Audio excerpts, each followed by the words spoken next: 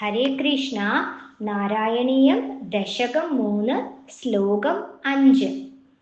ഭവദ്ഭക്തിസ്ഫീത ഭവതു മമ സൈവ പ്രശമയേത് അശേഷക്ലേശൗഖം ന ഖലു ഹൃദി സന്ദേഹകണിക ന ചേദ്യാസ്യത് സോക്തിസ്തവ ച വചനം നൈഗമവജോ ഭവേന്മിഥ്യാരഥ്യാ പുരുഷവചന പ്രായമഖിലം.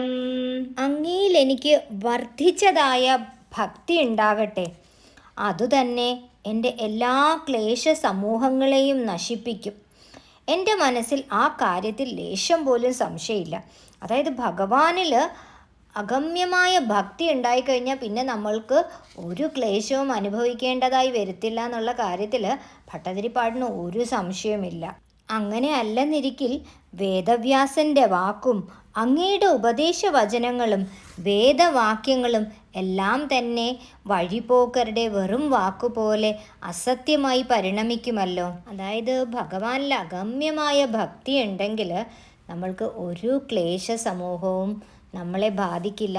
എല്ലാം ഭഗവാനിൽ സമർപ്പിച്ചു കഴിഞ്ഞാൽ ഒരു വിഷമങ്ങളും നമ്മൾക്ക് വിഷമങ്ങളായി തോന്നില്ല. അപ്പം എല്ലാവരുടെയും വിഷമങ്ങളും ആ തൃപ്പാദങ്ങളിൽ സമർപ്പിച്ച് ആ തൃപ്പാദങ്ങളെ കൂട്ടുപിടിക്കുക. എല്ലാവർക്കും നല്ലത് വരട്ടെ. ഹരേ കൃഷ്ണ. സർവം കൃഷ്ണാർപ്പണമസ്തു.